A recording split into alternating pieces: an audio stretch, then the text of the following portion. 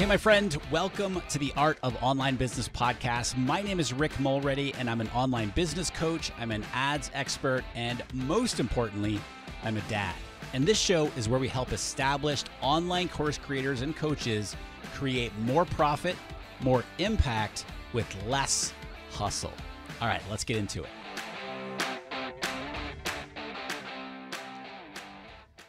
Hey, my friend Rick here. On today's episode, we're going to be talking about a subject I don't think gets talked about enough, yet it's super, super important as you grow and scale your business, and that is email marketing. And I've asked Bobby Klinck, who is somebody I met years ago, and you'll hear her story here in just a minute as we get into it, but he has written a book called Email Marketing That Doesn't Suck. Have fun writing emails your subscribers will want to read and that will actually make you money. And Bobby has a really, really, really good relationship with his email list because of the types of emails that he writes. They're really, really engaging, and he just has a very unique perspective, one that I respect a lot in how he approaches emails. And by the way, if you want to check out the book, you can get on Amazon or Barnes & Noble online or what have you, or you can go over to his website. And I am a proud affiliate of the book. If you want to go check it out, rickmulready.com/Bobby, BOBBY. You can get the book. He also has a free email course over on his website. He talks about that later on in the interview here. But what's funny is, and kind of sad too, at the time recording this, which is late June, I've had several people recently say to me, Rick, am I still did I get removed from your email list? Because I'm not getting your emails. And I'm like, no, you're still on there. I just haven't emailed. And this is more about do as I say, not as I do. Well, that is changing for me personally. I have not done a good job of building a relationship with those of you on my email list. And that is something I'm changing. And a lot of what Bobby talks about are things that I'm starting to do. And so without further ado, let's go learn some email marketing that doesn't suck. Okay. Let's go hang out with Bobby Klinck. Bobby, welcome to the podcast. I'm really excited to dive into this whole topic of email marketing. And especially because I've had multiple people, a mutual friend of ours recently, Jamie Sears. Yep. But I've had numerous people ask me recently, did you remove me from your email list because I don't get your emails? And I was like, no, you're still on there. I just do a terrible job of emailing my list. And it's because it's a painful process for me. Yep. You do this very, very well, and you've written a book about it. And so I want to dive into all that here with you today. So before we dive into all that, are you still technically an attorney? I'm technically an attorney. I have my law license still, but I don't practice. Okay. So I quit practicing a couple years ago. How does one go from practicing attorney to where you are right now, running a successful online business and now being a published author about email marketing? That's not clear. I mean, come on. I would think that's a straight line that everyone gets. I blame a life coach is what it comes down to. I was working, I had spent 15 years as a lawyer in a very, I don't want to say traditional sense. I'd done some non-traditional things, but a lawyer who handled lawsuits. I was a litigator. So I was the one who stood up for you in court or whatever. And I was doing that. And I had my own firm starting in 2014. And in 2016, I think it was, when I was in my late 30s, I was just kind of feeling And I didn't really know why, whatever, midlife crisis, I guess, whatever we want to call it. And I started working with a life coach, and we talked about relationships, friends, my wife, my daughter, all that stuff. And then about 6 months in, she said, do you like what you do for a living? And I stammered. And for the first time, I admitted to someone other than my wife that I didn't. I just didn't like it. I love the law. I love kind of the intellectual side about thinking about law. I could have some fun discussions with my friends about legal issues, but the actual practice of law kind of sucked. I mean, it meant, first of all, it meant I was dealing with lawyers all the time, and lawyers are not a lot of fun, but also it meant that I was fighting with people all day, every day.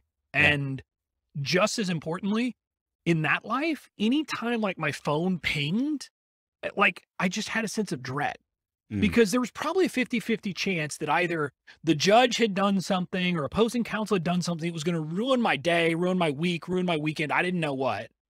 And so that's kind of how I was feeling.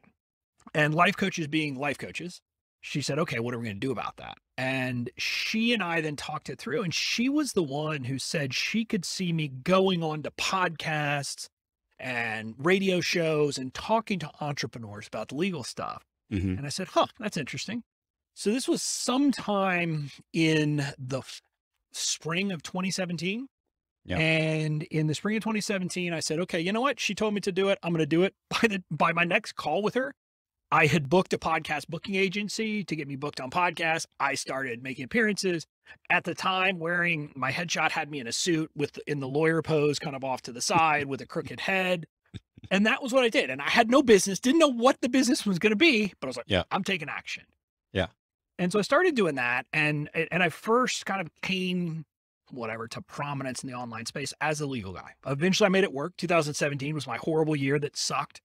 I was 50 grand in the hole that year without making much money. Hmm. But 2018, I found my stride and I started really selling legal templates and making progress. I don't remember when you had me on your podcast. You had me on your podcast before to talk about the legal stuff. I promise listeners this will be more fun than that discussion. But sometime along the way, I think it was in 2019, people started asking me how it was that I managed to build a connection with people that felt more like an in-person connection with people I'd never met. And so that was the beginning of kind of a business coaching, marketing coaching exploit for me. So in 2019, I first launched a membership called the Fans First Society, which was about finding your 1,000 raving fans. And since then, I've kind of gone through different iterations, but email has been one of the constants. Blame it on my age. I don't know, blame it on whatever, but email is one of the things that I've always felt is one of the most powerful tools for us to really connect with our audiences and our core audiences in a deep way. And so I started doing it, and then people started asking me how to do email. But wait, so I started Bobby, talking about that. email marketing's dead. Yeah, well, of course it is. I mean, people say that, and look, I could give you stats. Everybody likes email, wants to spout the stat about like the ROI being 40 something times. I don't know where that number comes from personally. Yeah. I've tried to run it to ground, and I don't know what they're counting as a cost, but look, there's no question that email can work. And I proved that in 2019 because as I was building my business, I had planned to go all in on my business at that point and not do my law firm. Yeah. Problem was I'd had a couple of cases come back to life, and I called them zombie cases. So I couldn't actually go all in. I couldn't do launches. I couldn't do any of the other stuff. And I said, you know what? In my mastermind group, they said, well, what could you do that would be kind of minimum effort? And I said, well, I could send some emails. They said, okay, well, let's do that. And so I started doing, at the time, email only promotions or launches of my $1,000 legal product. Mm-hmm. And I would send some emails over 4 days. I'd make 50 grand. Send some emails over 4 days, make 50 grand. And it just became this kind of consistent pattern. And I always like to tell people at the time I was emailing 5,000 people about legal templates. Yeah. And I could make people want to buy them with email alone. And so I said, there's something to this email stuff. And I've continued it. I'm not someone who's into superlative statements, so I'm not going to say it's better than anything else. I'm just going to say it's my favorite way to market personally. Yeah. And there are unique things about it. Like, we have a direct route into people's inbox. We can choose the order that they see certain messages from us. Now, they might not read them all, but we at least get to curate it. Whereas with social media, you don't really know. I mean, someone might randomly see the 5th message and they were never even shown the 1st, 2nd, 3rd, or 4th message. And so it is powerful that way as well. Yeah. I say that in jest, because people are always like, oh yeah, email marketing is dead. And I'm like, well, and I'm not one to speak like, oh, it works super well because I don't do a very good job of it. It's like, do what I say, not as I do. But I can say a whole bunch of people that I'm well aware of who do very, very well with their email marketing, yourself included. Mm-hmm. And it's the thing about like, this is, for lack of a better way to say it, it's kind of weird to say it, but we do own, quote unquote, our email list. Yep. Right. We don't own our Facebook group, or we don't own, our Instagram followers or what have you. We do, like, we can take the email list from place to place to place if for whatever reason something, collapses. And what you just shared is a perfect example, Bob. You're like, I have, these cases came back up. I didn't have a ton of time to be doing launches or what have you. So, okay, let's send some emails out about $1,000, legal template package. And oh, by the way, I sent or emails over 4 days and I'm making 50 grand. Yeah. So people listening right now want to know, what is your secret to writing emails that create that sort of relationship where people are like, oh yeah, I want to buy from you. So look, I think the big problem is people fixate on the wrong thing. They fixate on the sales emails. And so maybe they go out and hire a copywriter who can write amazing sales copy.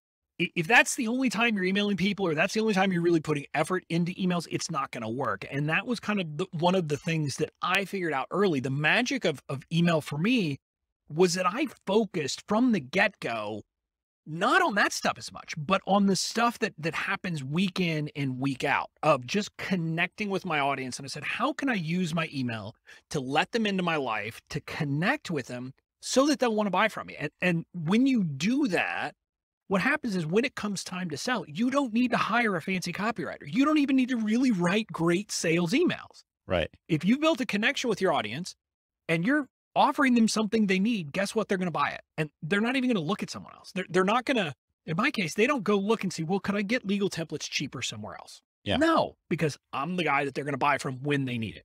Because you've built that relationship with them. Exactly.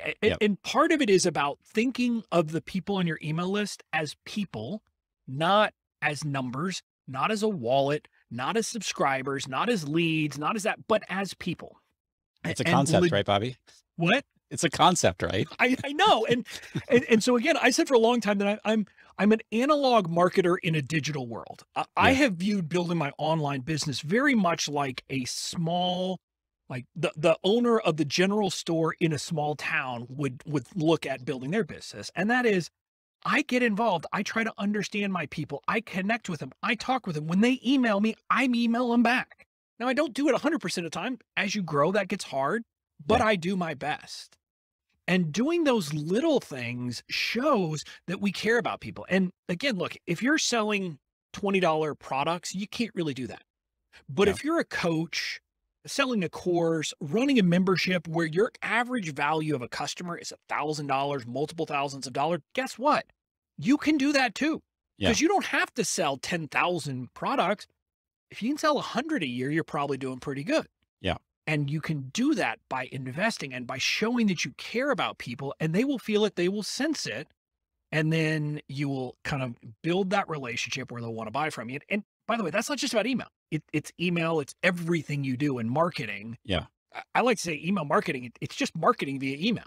So you need to understand what marketing is and how to do these things more broadly, and then apply it to email. Everything's become so transactional.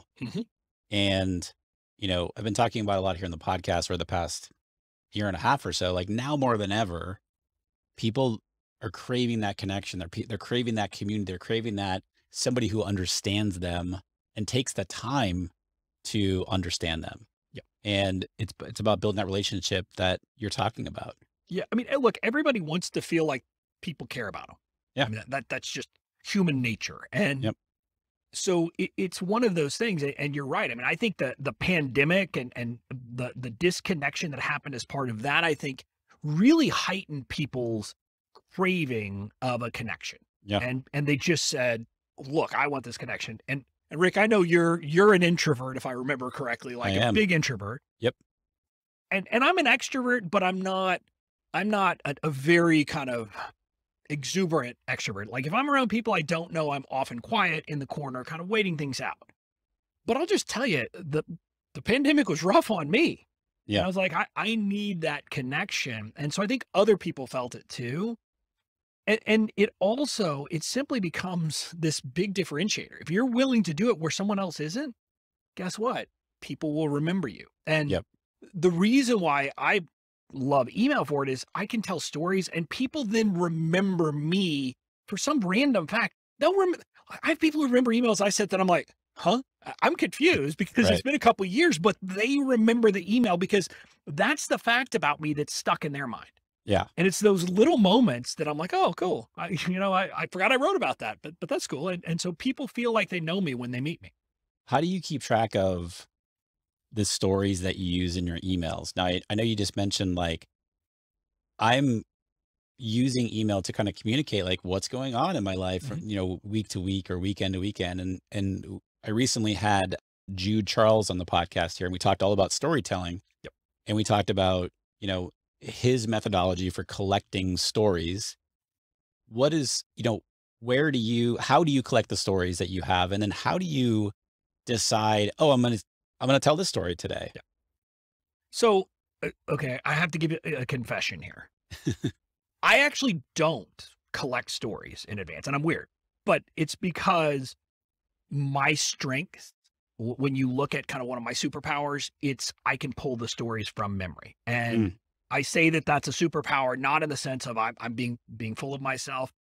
When I took the Gallup strengths, whatever it's Clifton strengths, whatever it is, the yeah. Gallup strengths test, when you actually read some of my, the actual in like description of it, one of the things it says is you naturally tell stories from your personal life in your business life. I mean, it literally says that. And so Mm, it's just something that I can do. But what I tell people to do, because most people don't. So I yeah. give kind of a framework for to do it. But first you have to figure out, forget stories. You got to figure out what are the messages or lessons that you are going to want to communicate to your audience on a regular basis, because that's where it starts. The point of the story, now, part of it is to connect with you, but the real value and what makes a story really great for an email is when it's a parable, just a mini little thing that can teach a lesson through the story itself. And so you're looking for those, but to figure out which kinds of stories you want to tell, you have to figure out what are the kinds of lessons I want to tell. What are the kinds of ideas and messages I'm going to want to get across to my audience? So you start there, and you could start by saying, what are the pillars of content I create? But Mhm. this is outside of email. What are those things that I'm going to be talking about a lot?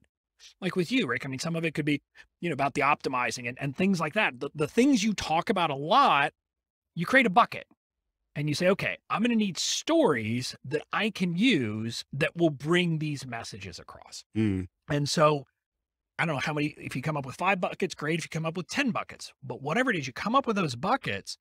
And then a suggestion that I got from, I forgot who gave me this, but rather than just trying to think generically for stories, whether it's every day or every week, but on a regular basis, you want to ask yourself some specific questions. Who did I talk to this week? Where did I go this week?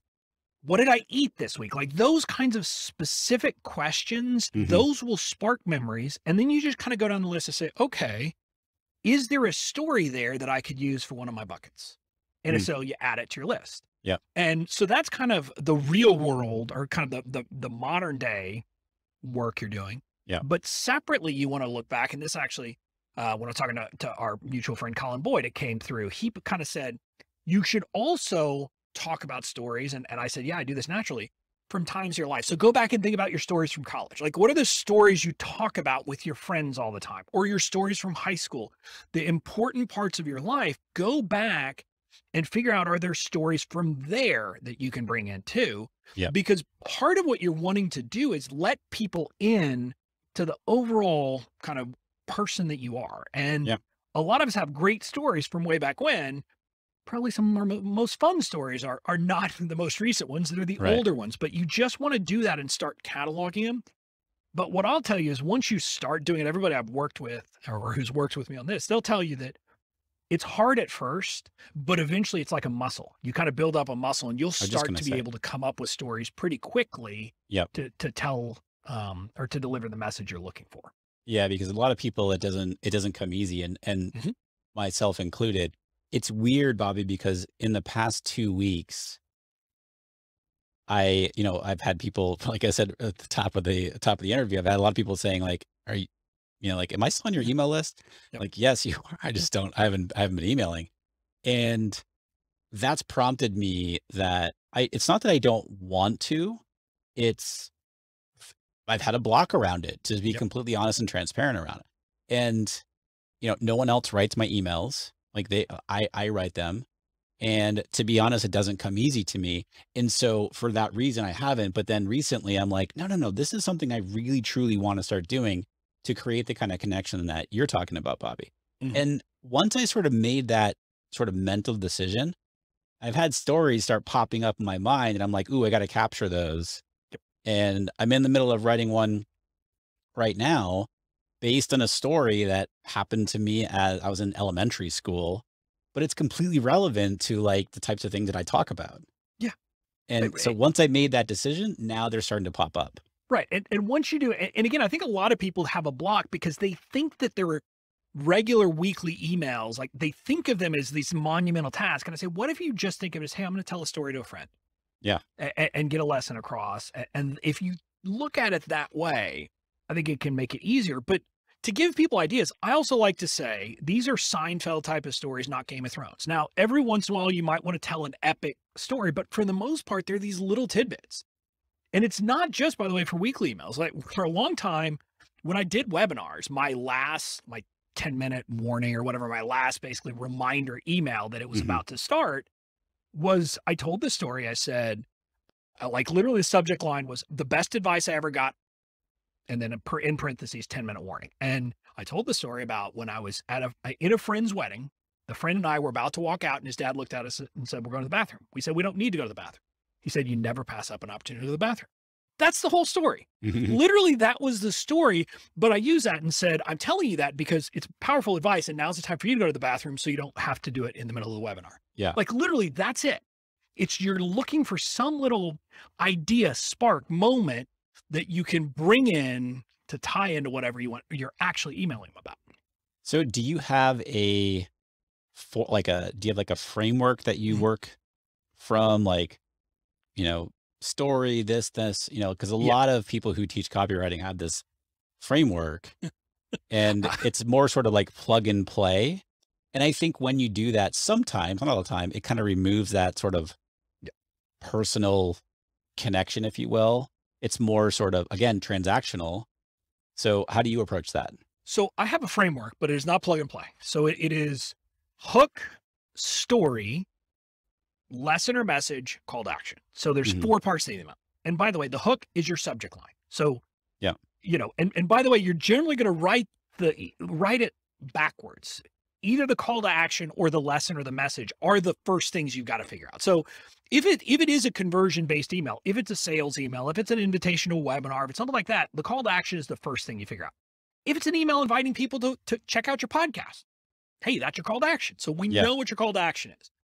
Then you have to say, okay, what is a message or lesson that I want to pull out and deliver to people? And this is especially helpful to people who don't have weekly content. If you're not creating a podcast every week or a blog post every week, people say, well, what am I supposed to email about? Okay, find a lesson, a message, something you want to deliver to your people for them to be thinking about. Yep. And it could be as simple as a piece of advice. It could be all kinds of things, but the idea is just get them thinking about something. So last week, the message that I wanted to deliver to my list was you've got to take chances. You've got to be willing to take risks to get rewards. And that was the idea. And I used the fact that the story I told, and I said, okay, what's a story about that? And by the way, this one was different. I wrote differently, but I had submitted my book to be reviewed by these reviewers who are known for being very brutal in their reviews. You're more likely to get a bad review than a good review. But as it turned out, I got a good review. I got a starred review. And I made the point that when you search the business genre, starred reviews only, the first 5 books that show up, it's a Nobel Prize winner, a Pulitzer Prize winner, someone listed as Time's 100 most influential people, a French economist who's won all kinds of awards, and then me. And I kind of said, Pretty good company, Bobby. Yeah, exactly. I have a big head. I don't think I belong in that company. But I said, look, if I hadn't been willing to take the risk, I couldn't have gotten that reward. And so I just used that little thing. And by the way, obviously it gave me a chance to plug my book. Yeah. So, win, win, win. But Sure. that's kind of the process. And then the hook, then you pull something out of the story. So my hook, my subject line last week was a Nobel winner, a Pulitzer winner, and me, ? And it was just like, people like, what in the world does this have to do with Bob? And they want to read it. They want to understand what the story is. So that's the process. Now, it's not a framework like a lot of people want. A lot of people want a template where they can just fill in the blanks. And like you said, you can't do that. Right. It won't connect with people. I like this because, I mean, I'm always talking about simplicity. Mhm. I just wrote like hook, story, message, call to action. Yep. Like That's it. simplicity. Yeah. And the call to action, by the way, I mean, it can be simple. It doesn't always have to be related to you. Your Yeah. call to action, like, so last week's call to action, yes, I had links in there, but really my call to action was I said, and so my call to action to you this week is to be bold. Whatever it is that you haven't been doing because you're scared, do it today. Mm, Just go out and do it instead of stopping. And that's, you just want to train your people to expect that you're going to ask them to do something. That way, when you ask them to click a link to go buy from you, it's not that's the only time you're asking them to take action. right. Are you in that type of email there? Are you asking them to like hit reply and let you know like what they did or something like that? Or is it just So, more of like, go, go do something like that?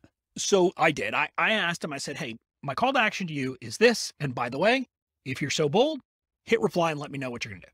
Yeah. But I don't really, that's fine. I Yeah. have a couple of things like in my welcome sequence where people come in, I tell one epic story and I ask them to just email me back telling me that they're committed because I'm basically the point of that story is that your life is going to get in the way and there are going to be problems in building your business and you're going to have to be committed if you really want to build a business. And I'll Sure. tell them, just email me back. I said, I will read it.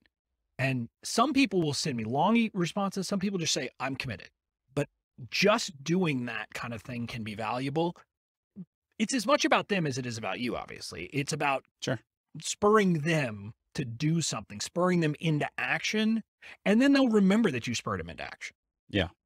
Now, everyone always like gets hung up on, and I honestly don't consider myself very good at this, is the subject line Mhm. of the email. How relevant, like, because everyone has a different thought about this, right? Now, how relevant does it need to be? What's my question? About the message that you're trying to convey versus the story. Does that make sense? To me, it's always about the story. I mean, again, except in conversion emails. Conversion emails will Sure. be different. Like in a sales sequence, it's different. But Yep. in my weekly emails, it's almost always about the story. It's basically a climactic moment or some moment of curiosity and all of those things. That's how I hook it. I mean, some of my famous ones are in quotes, why are you sending me pictures of you with random women, which was like a text my wife sent me. And like, long story, that was my first good email I ever sent. Another one was, I don't like Sweet Baby Jesus because it's about a beer from around DC that I think is an abomination. Mm, But those are the kinds of things I'm doing. It's really just to get people saying, what the heck is he talking about? I've got to read this. One email that actually had a very high open rate. How did that get me in trouble with that in all caps? mm. Because my audience knows that I kind of get myself in trouble a lot. And so they saw that and they're like, okay, what did he do now? And so those are the kinds of things. I'm just trying to get some kind of curiosity related to the story. But I also want to give a caveat. Long term, subject lines don't matter.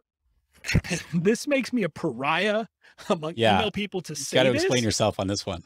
because ultimately people will be opening the email because it's from you, not Mm. because of the subject line. But you got to get to that point. Correct. Right. Yeah. So especially in your sequences up front, it's important. And I'm not saying you don't put effort into it, Sure. but I want everybody to think about how do you approach your email inbox? Whenever you go to check it, if you check it all the time, fine. Or if you check it, at periodic times, what you probably do is you kind of scan down through the list of emails and you're looking at who it's from. Yeah. That's the first thing you look at. And that's what That's a good is going to point. be, Yep. that's what's going to decide for the most part whether you open it immediately or not. And for people who you've built a relationship with, like you don't care what the subject is. You're like, oh, okay, then let me just see what they have to say. That's what you should be trying to build with your audience. And that's why I say long term, the subject lines are not going to be the determining factor. My subject lines have very little to do with my open rates, although open rates in and of themselves are problematic now. But Right. even from what you can tell, you can compare one open rate to another. And I don't see big fluctuations because people are opening because they want to read my emails, Yeah. not because of what my subject line is at this point. It's a great point. And I was going to mention what you just brought up there is like email open rates, click rates, they've sort of been like quote unquote gold standard of how successful quote unquote email marketing has been, or your emails have been.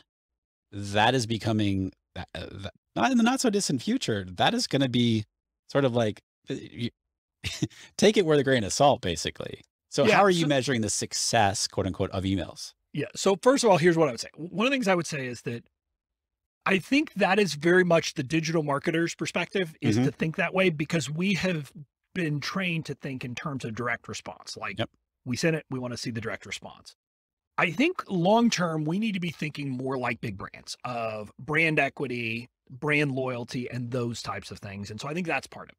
And for listeners who don't know, part of the reason click-through rates are still pretty good and pretty clean numbers, but your open rate is not. The reason there have been issues for a long time, the way that your email service provider figures out whether there's been an open is there is a picture, like a 1 pixel picture Mhm. image that is loaded into every email. Well, traditionally, your systems don't open or don't download images until you open the email. That's Yep. how it did it. So email service providers checked, okay, what percentage of those emails had the picture downloaded? There was always problems with that because, like, I don't know. I mean, Rick, maybe you remember, but I think when I had Outlook in like a law firm, its default setting is that it doesn't download Right. pictures unless you click on something. Yep. Right. Exactly. So those were undercounting your opens. Yep. But the iOS change recently with Apple, if someone is using an iPhone, the not Apple Mail, but I'm saying literally the built-in mail app, or Yep. a mail app on a Mac or an iPad, guess what? 100% of the emails you send to those people are going to show up as opens. So it's just going to show up. And you may have seen this if people have been emailing. Yep. Open rates have gone up for me, probably 15 to 20% over the last year since Yeah. kind of this iOS went in. Now, maybe I'm just getting really good at email, but I think it's probably iOS is part of it too. So to me, and this is again where people don't like me, there's a feel. You kind of Yeah. have to feel like what's happening with your email. And the most important thing for me is getting those replies, and not when I ask for replies. Mm. Yes, asking for replies is great, but week in and week out, people reply to my email because something in the story that I told resonated with them. Yeah. And that's what's telling me that I'm doing things right, because I'm telling a story that resonates with my people, which connects with my people. And again, ultimately what matters is, can you sell with email? And if Yeah. you can't sell with email, your email's not working. Now, there might be other problems, right? I mean, it might be that your offer's wrong. You might have the wrong messaging. But for the most part, if you understand your audience and you're emailing them on a regular basis, you should be able to send emails and people should buy. And if you're not seeing that, there's probably something wrong. And that's when you would need to diagnose something. What is regular emails for you? What Because do you mean? everyone always asks that question, right? Like, How often? yeah, everyone wants to know that. Like, there's a So- special secret sauce to that. I mean, there's not. Yeah.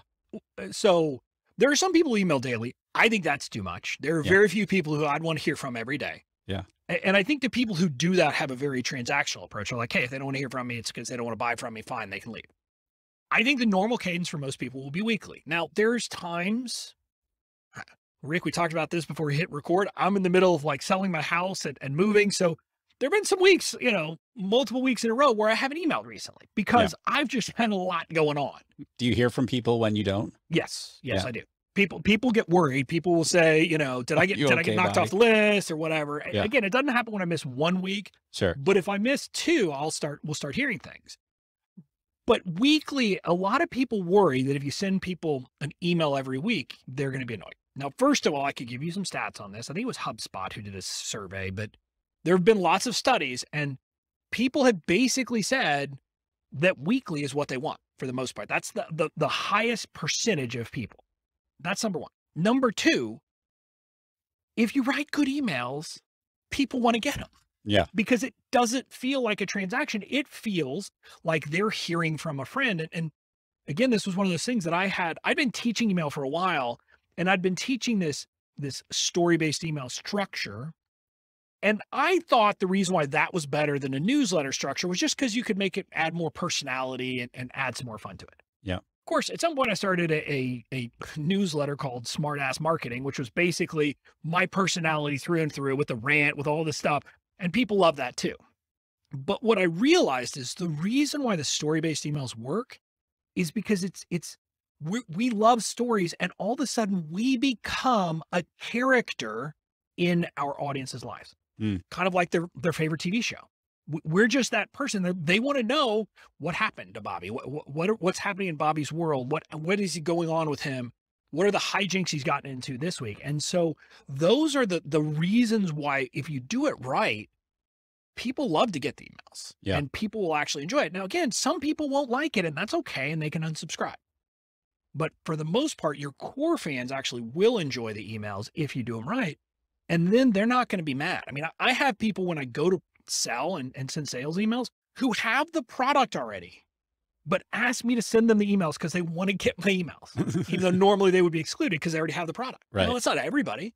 Yeah. But there's some people who in my audience who are just like, your emails are so good. I just want to know what you say. Don't take me off this list here. Yeah, exactly. So we've been talking about your book earlier, Email Marketing That Doesn't Suck. What Yep. can people expect in the book when they buy it? So the book reads very much like my emails. It's conversational. It's meant to be fun, snarky, amusing.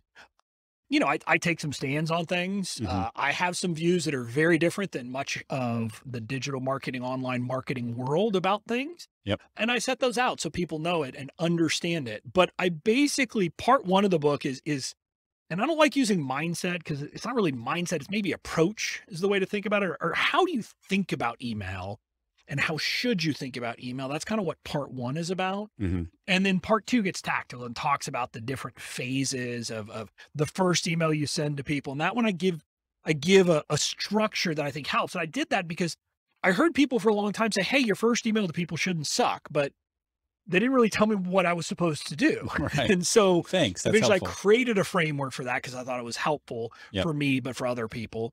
But then I walked through other things like nurture sequences, welcome sequences, your weekly emails, and then how to sell with email and how to think about it and how to do and execute each one of those things. Love it.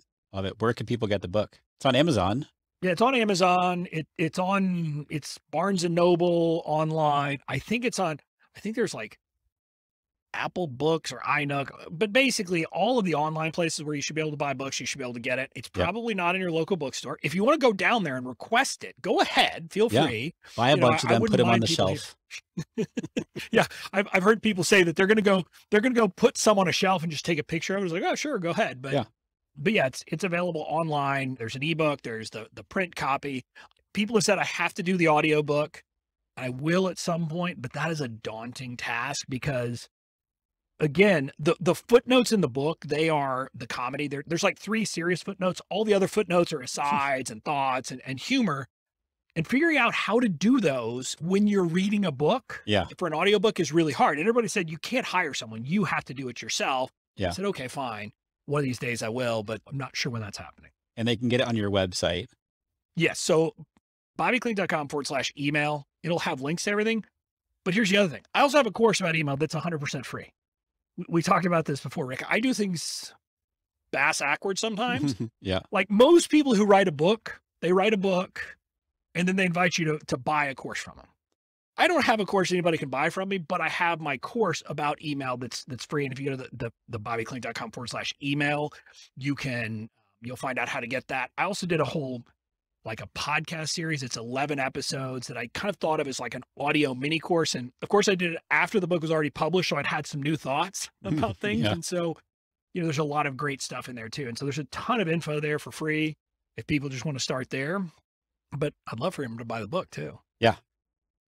You all go out and buy Bobby's book, Email Marketing That Doesn't Suck. Have fun writing emails your subscribers will want to read, and that will actually make you money. I'll have links up on the show notes for today's episode for the book and where to connect with Bobby and so forth over at my website, rickmulready.com. Go into the podcast section. You can check it out there. Bobby, this is great, man. Thanks so much for coming on here and sharing this. Congratulations on the book. I have 2 copies, actually. I have the one that you sent me, and I have the Kindle version because I like to highlight a lot of things and take notes and go through Readwise. Is it called Readwise? I don't know. I'm blanking on it, but where I can look up the notes and study them and so forth. So thank you for sending the book. It's really, really good. There's so much that I agree with you on and how this relationship of leveraging for lack of a better way to say it, well, I will say it differently. As you said, Bobby, creating the relationship with Mhm. the people on your email list in an honest and authentic way through connecting with them and not always trying to sell them. And the point about, look, yes, you have to get people, train people, for lack of a better way to say it, to open up your emails, but it becomes less about the subject line and more about who's sending it. Mhm. So thank you, my friend, for coming on here. I really appreciate it. Thanks. It's been a lot of fun. Hey, my friend, if you would like my eyes on your business, if you want me to help you grow and scale your business while working no more than 25 hours a week or less, then I want to invite you to shoot me an email, rick@rickmulready.com, or you can go over to our accelerator coaching program page at rickmulready.com/accelerator. We work with established online course creators, coaches, maybe you've got a membership program, and you're looking to grow and scale your online business and your impact. You want to help more people in the world through your business, but do it in a way where you're working way fewer hours. Okay. That is exactly what we help you do through optimizing your systems and processes, optimizing your team, optimizing your sales and marketing, optimizing your mindset, and a whole lot more. This is a mastermind experience unlike anything that you have experienced, or maybe you haven't experienced. So again, shoot me an email, rick@rickmulready.com. We can start a conversation right there so I can learn a little bit more about your business. Or you can go over to the accelerator page and learn more about the program there. Hear from current and past students right there, rickmulready.com/accelerator. Thank you, my friend, as always, for tuning in today. Super, super appreciate you. I do not take your attention lightly. So when you subscribe to this podcast, when you follow this podcast, my goal is to deliver for you each and every week, both episodes each week. And it means the world to me that you tune in each and every week. So thank you again. Until next time, be well, and I'll talk to you soon.